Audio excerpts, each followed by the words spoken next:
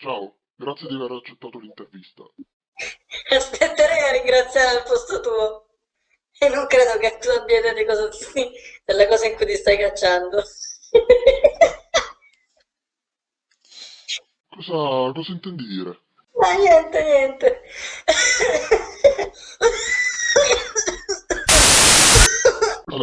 Hai la tosse? Ah, non ricordo un giorno senza...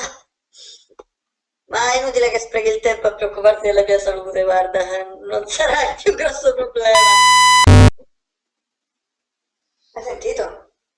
Cosa? No, no, niente, niente. Non abbiamo tempo, ti conviene fare in fretta. Sì, bene. Quel che volevo sapere da te, quando è cominciato tutto questo? Eh, Tu credi nelle favole? In che senso? Ci sono storie che sono frutto di fantasia e basta, altre che molti ritengono essere pura immaginazione, come le prime. Risalgono a tempi molto lontani e sono storie assurde, praticamente inverosimili.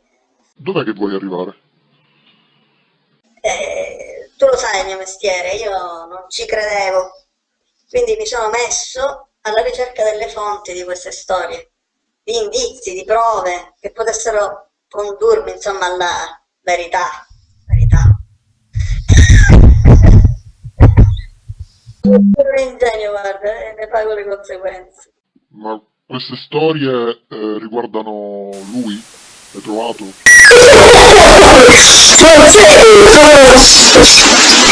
sei tu il cacciatore, non sei tu che stai cercando, non sei tu a trovare lui.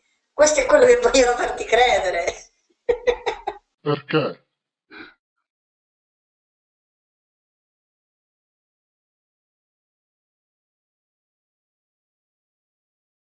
Che guarda,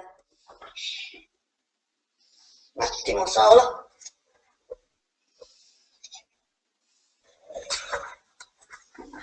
Ecco qua, ecco qua, ecco qua.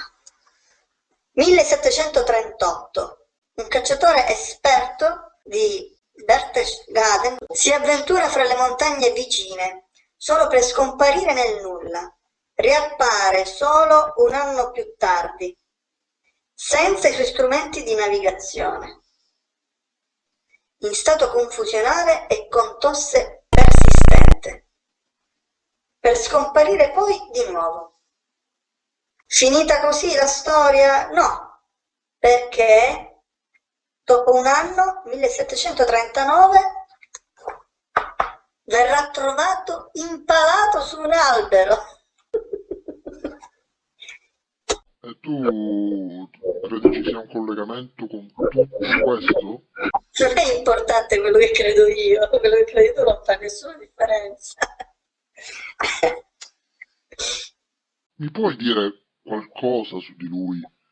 Cosa fa? In che modo ti molesta? Me ne rendo conto, ancora tu non puoi capire, però capirai. Sì, capirai.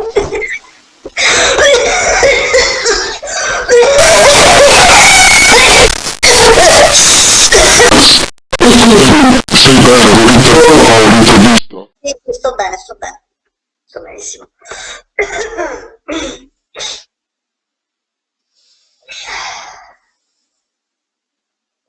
È inutile ripetersi che non è niente, che non è reale quello che vedi, che è solo frutto della tua immaginazione. L'autoconvincimento non aiuterà. Hai provato a rivolgerti alle forze dell'ordine? Ah, esattamente cosa pensi di sapere? Credevo che fossi più coinvolto in modo personale o quantomeno più perspicace, scusami se te lo dico.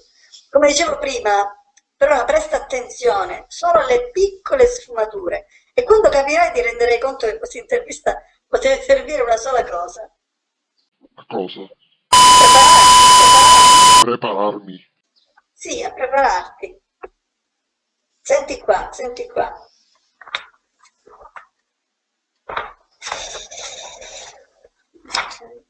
1900. Allora, 1992, New Jersey. L'intera popolazione di un piccolo paese si riunisce nel salotto di una casa abbandonata per discutere degli avvistamenti di un uomo apparentemente alto e calvo che sembrava girarsi per i luoghi frequentati dai bambini. 2 giorni dopo i corpi di ogni singolo abitante verranno trovati dalla polizia non solo nel suddetto salotto, ma sparsi per le strade, i prati, i boschi, tutti con i gli organi interni rimossi, mentre sono ancora lì. L'unico corpo che non fu mai trovato fu quello dell'uomo di cui tanto discutevano, il tizio alto e calvo. Ad oggi la zona è tempestata di radiazioni. Ma da dove arrivano tutte queste storie? Cercare di scoprirlo mi ha condannato. Non trarrei alcun beneficio a portarti con me in questo incubo. Ma sono sicuro che presto.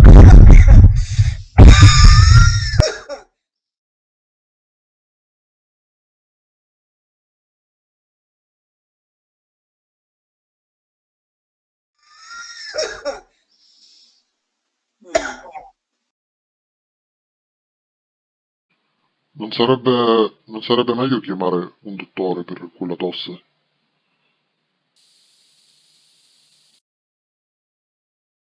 Magari anche i vigili del fuoco, il prete. Magari organizziamo anche un incontro con il sindaco. Tu che dici? Facciamo una parata?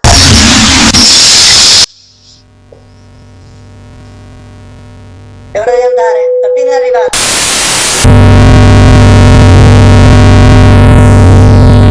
Ehi!